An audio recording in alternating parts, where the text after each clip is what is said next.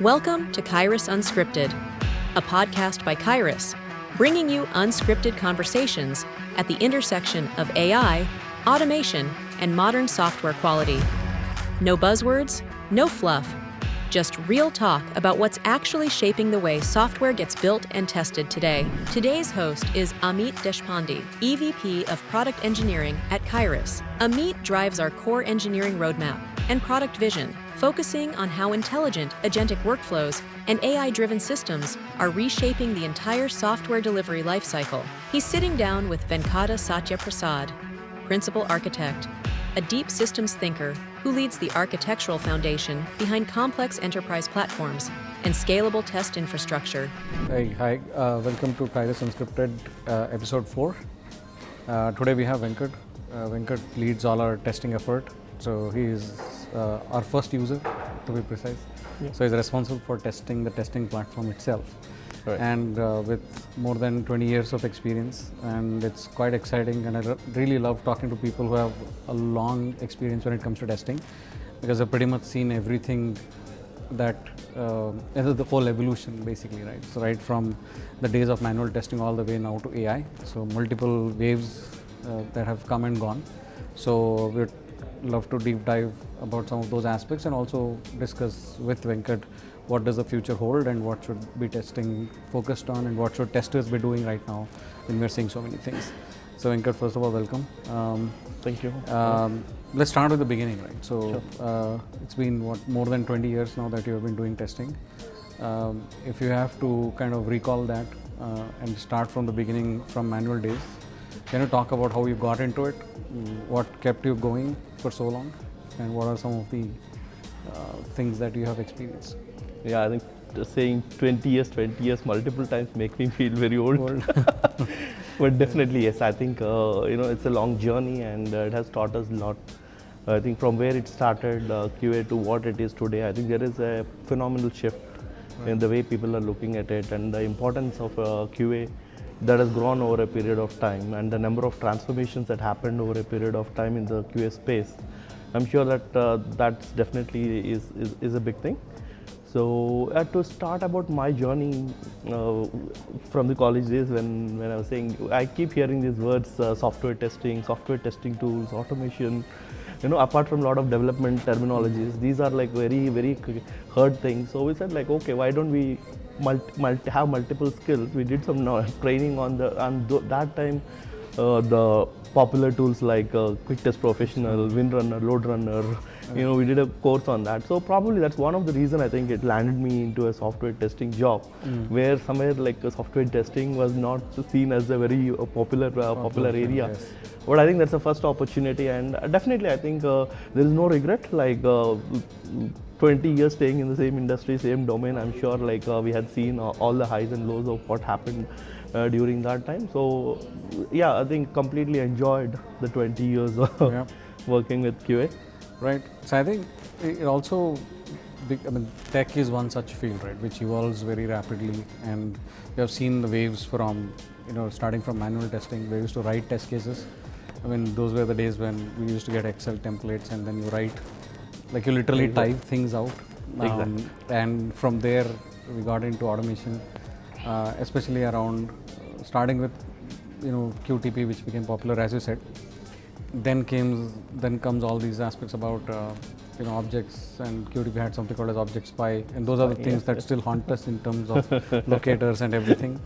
But then there is not just about the tech, but there was also evolution about how we worked, right? So the agile aspect of it came into picture. So how was that shift? Yes. So I think as I said, like there's a lot of shift we're discussing about. There are a lot of areas, like I somewhere heard a coined acronym called Patriots.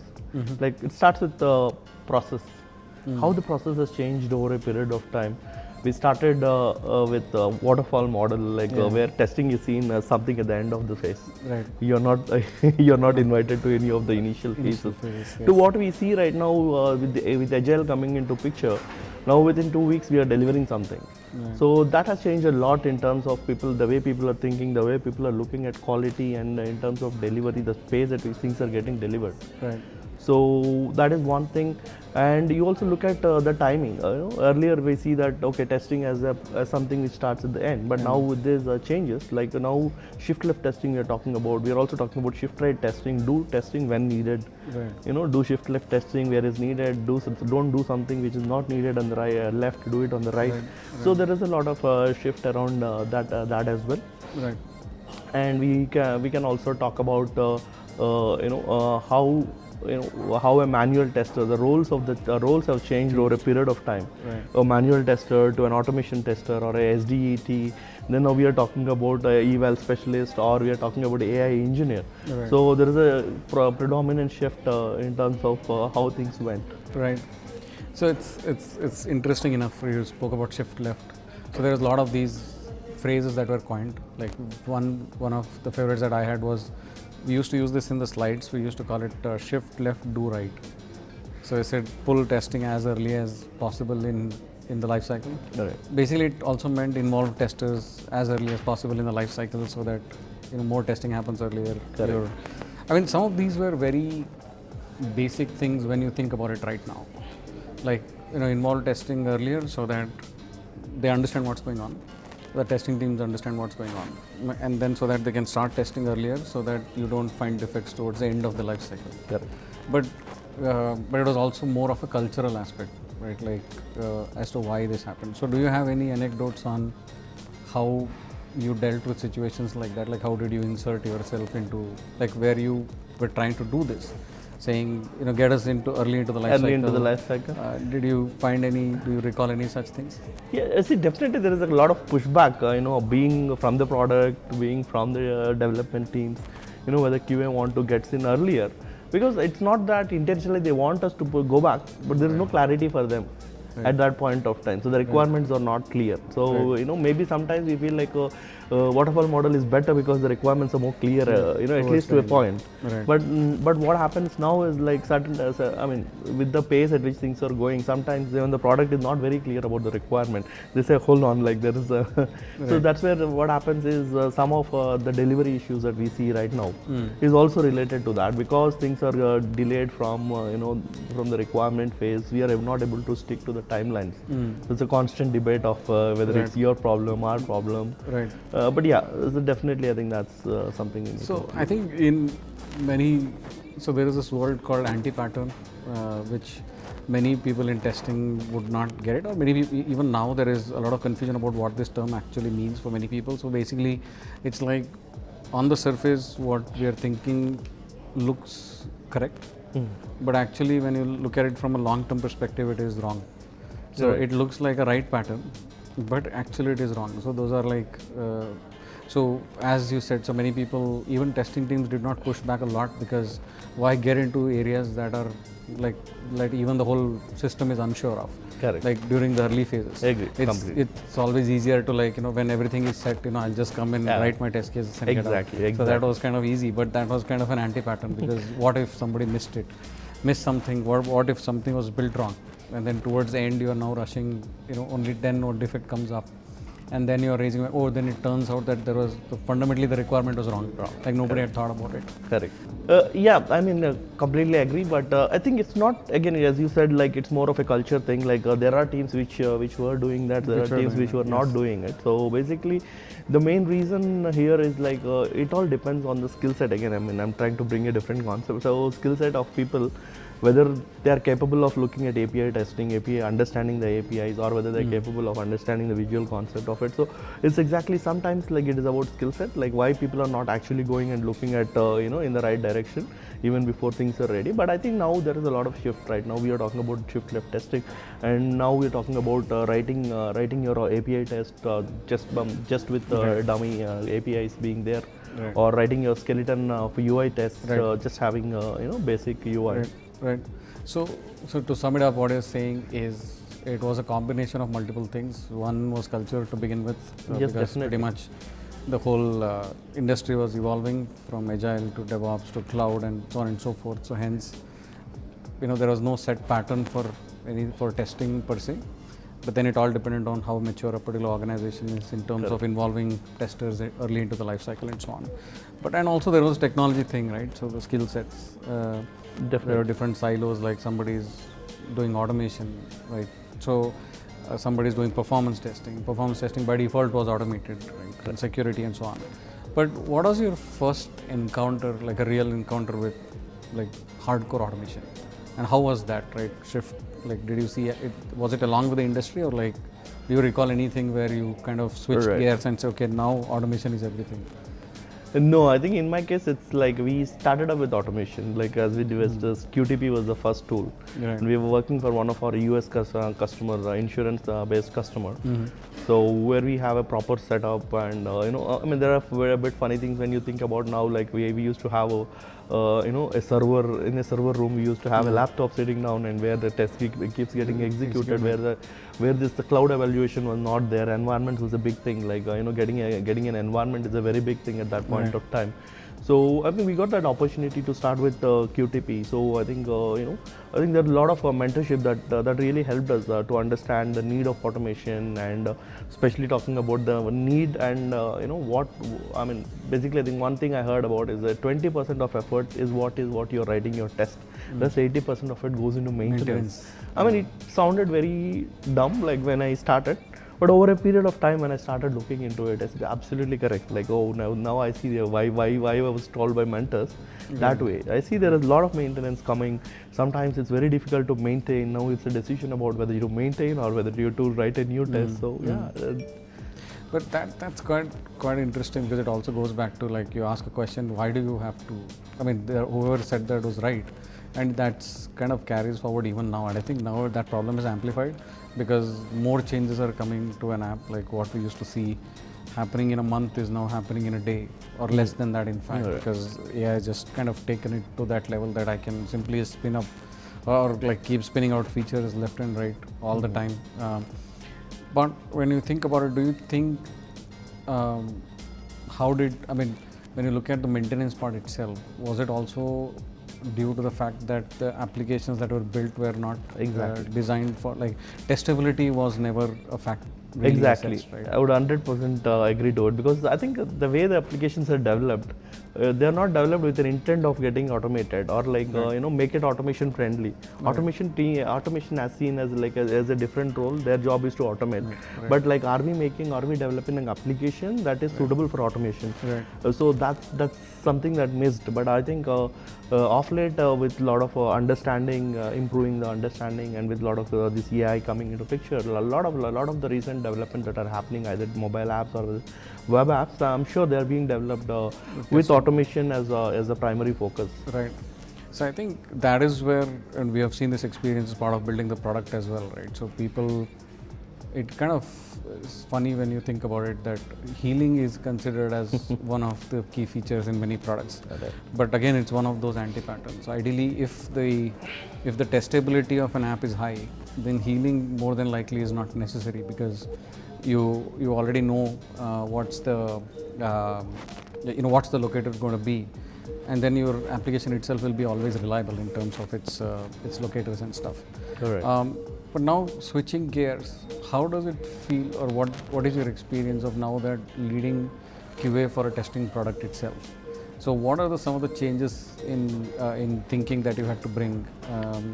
And what's the experience like to lead testing at Qyrus? Right, I think, I mean, it's a phenomenal difference when you're talking about testing a particular application. Let's say we're talking about a banking application or a travel application, predominantly where I tested in my initial days, to testing a product which is used to test an application. Right. So, in regular applications, if you leak a bug, it's a bug that got leaked. But now what happens is, when we leak a bug inside a testing product, which in turn lets a false positive to go live for the customer. Right. So it's a double impact. So I think people are ready to ignore one defect that gets leaked on a regular applications, but definitely not in a testing product as such. Right. So, and I think the scale is very important, like especially when we are talking about testing the product. Regularly we test like, we test for 5 people, 10 people kind of applications. But now here, it depends on the scale, like how many people use it, like, and a lot of people using at the same time during the peak time. Whether are we really prepared for it? So that that's very important. And probably another point I would bring up is like the customer satisfaction, customer usage experience. Right. So that is like typically like you see like a lot. We hear a lot in the current market where if the page doesn't load within 2 seconds, then the customer goes away. So Right. that's the kind of environment we are in right now. Right. So I would definitely see that scale, customer satisfaction will play a key role, and especially with many product organizations, right? Like we develop a product with certain mindset, but it's not exactly what it goes to after it goes to the customer. That's not how it. Yeah, that's not how the customer uses it. Yeah. We say like, okay, we open a browser, we test it and close it, but suddenly one customer says, I want 200 browsers to be open. Or like we say like upload a file, when we say like uploading a file, 1 GB file, we try it and customer says 45 GB. Right. Like these kind of some Right. real cases that come in. So we will need to cater to that edge cases and see that we kind of meet those things as well. Right. So yeah, so it's very challenging, I think, definitely But testing products. So Nate, when you think of it, if you have to sum up test strategy for Qyrus itself, so how does the test strategy for Qyrus look like? I mean, as I said, like it's a continuation to what we discussed, right? It's massive because integrations, if you just talk about one area called integrations, where let's say we support CI/CD pipelines, different tools around it, and we support web browser. We talk about different versions of the browser which keep getting updated on a day-to-day basis. We talk about devices, n number of devices coming into the market on a daily basis and regular updates on them. So your test strategy becomes very complex. Right. Providing a broader support to all these things, and especially I think with Qyrus, I see like our product line is also very big. Right. The number of areas that we try to cater and we try to support customers is also pretty big. So that makes it absolutely like very exhaustive test coverage that the team need to give. Right. So would it be fair to assume that you are using Qyrus to test Qyrus? Oh, obviously, like I heard this word called dogfooding. I don't know. Yes. So basically, we test our product like So I think that's a very practically. I think maybe like initially maybe that was not done, but definitely I think once that started, I think that we are able to deliver more quality product. We are our first customer. So what happens is like we know like where things are going to break, where things are not looking good. Like you have the strong debates happening with product teams and product designers saying no, this is not well, this is good, this is right. So basically we are criticizing our product to start with. I would say criticizing in a good sense. So when we do that, I think we are getting better. Right. So definitely see like doing that dogfooding, whatever we're calling test, using our product to test our things made a lot of difference. Right. So let's split Qyrus testing into two parts: the actual app testing and then the AI that is powering our app. Right. Okay. So in app testing, our product management uses Jira for requirements. So our MCPs take Jiras. Okay, and start generating using our test generator AI feature. It generates test cases, and our AI feature recorder, which picks up those test cases and generate the automation tests, which later are passed to our CI/CD pipelines, and then the test gets executed. Okay, this is how we have evolved during our testing in our Qyrus. And that's for both APIs and. That's for both, and that's for both APIs and UI. Right. So talking about how AI, how we are testing the AI, which is actually powering all these things. So that's where I think we need to talk about LLM evaluators and RAG evaluators. For testing the AI products like test generator, recorder, we write a lot of evals.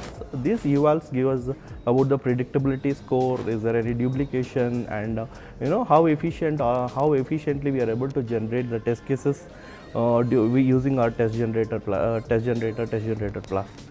So in other words, it would be fair to say that you're not just leading a testing team, you're also leading a team of BAs/product guys, because as we said, right, so this team or your team is the first users. I mean, this is a classic representation of our user base as well.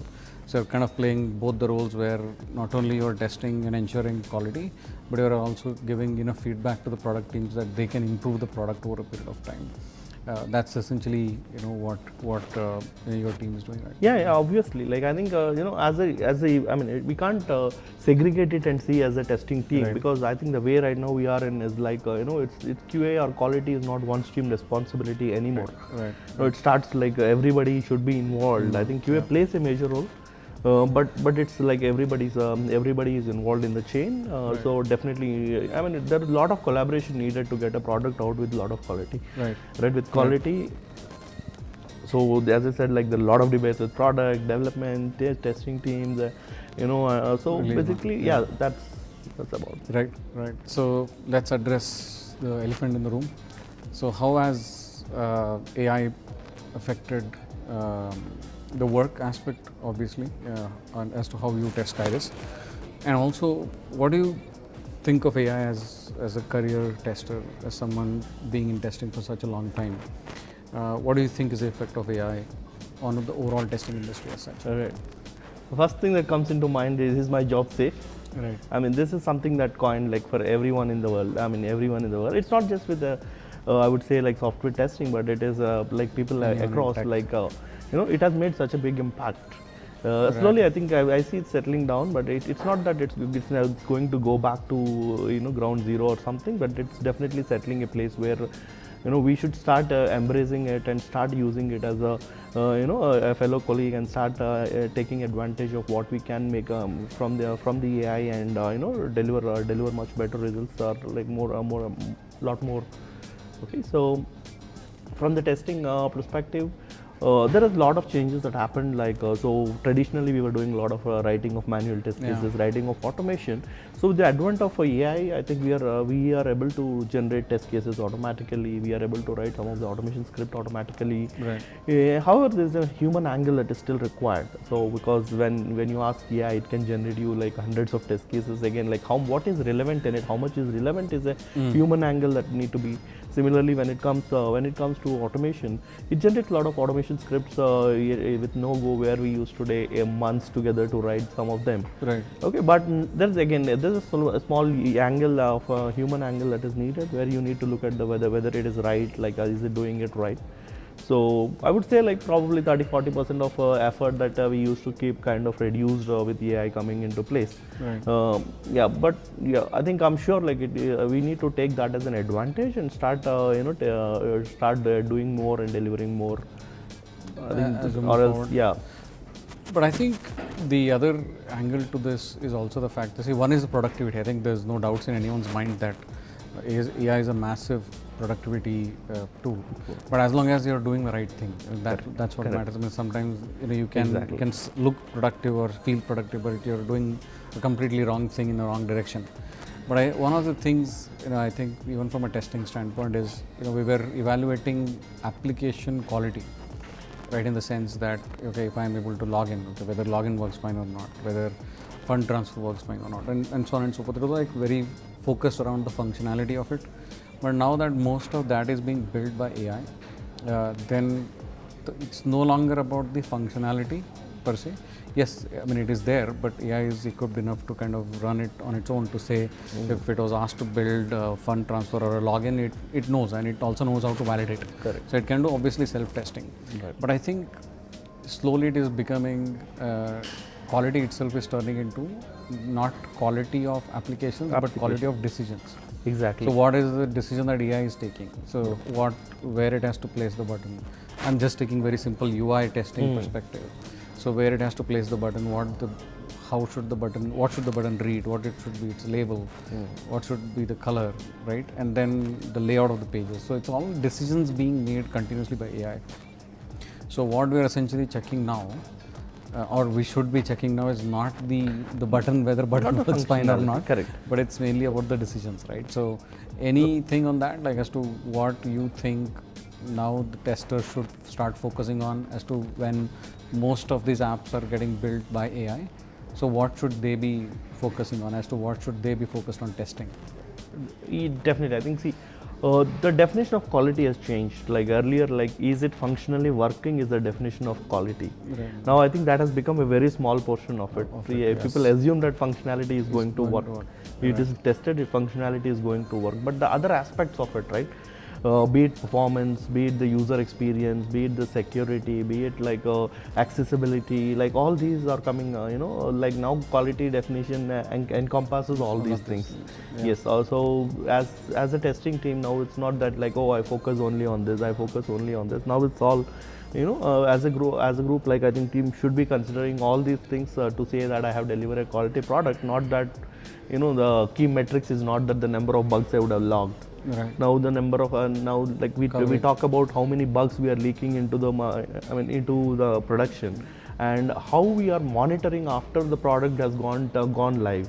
Are we able to look? Are we tracking the logs? Are we looking at the SRE reports and monitoring? So now the quality has gone beyond just this bit, like to more of even like infra and understanding the logs, understanding how the performance out once it goes out. Right, and you're saying that is now possible because I can basically use AI to kind of collectively get all this, like I can throw this as a context to my testing AI, like SREs or logs and stuff like that, and build a holistic quality, or are you saying that, are you looking at it more from every tester is now more empowered or more equipped with everything that is required from an AI standpoint, that the same tester can also look at it as a performance and accessibility and so on? So prior, like I think we were discussing about skills. Right. So now I think now skills are like at ease. Right. I would say like a lot of there are a lot of open skills that are available now, which the team are actually taking advantage of it in terms of AI skills into AI skills. Yeah, AI skills. So now it's becoming easy to learn something new, and again like there are already like frameworks that are available, which is making the team to look at it, understand, use it. Right. So now what happens is inherently they are able to understand, learn, and deliver that as well. Understood. So earlier, like we will need more people like to get with all these things, skills. all these done with different skills. Now, with this, with the changes that are happening around the AI, like I think within the existing capacity, like we have bandwidth to do all these things. So I think somebody said, they put it very nicely that the biggest, if you look at it from a philosophical standpoint, what AI has brought to the table for the first time is we are able to scale intelligence. We have always been able to scale effort, right, with machines. Right. So you can make it do something faster and so on, but we never could scale intelligence. So now we can think at scale. So I think that's essentially what we are saying, that a person who was good at functional testing, with the help of the AI skills, is now able to also look at it at the same time from a performance standpoint, at the same time from a accessibility standpoint and all of that. So which is quite interesting.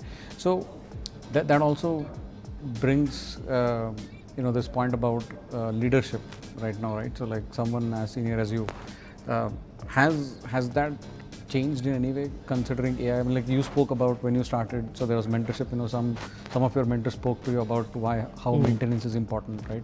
Like watch out for this. 20% is only build, but 80% is maintenance. So so that was somebody exhibiting leadership and mentorship, right? Exactly. At that point in time. Do you see like testing leadership itself changing when it comes to AI, in the age of AI?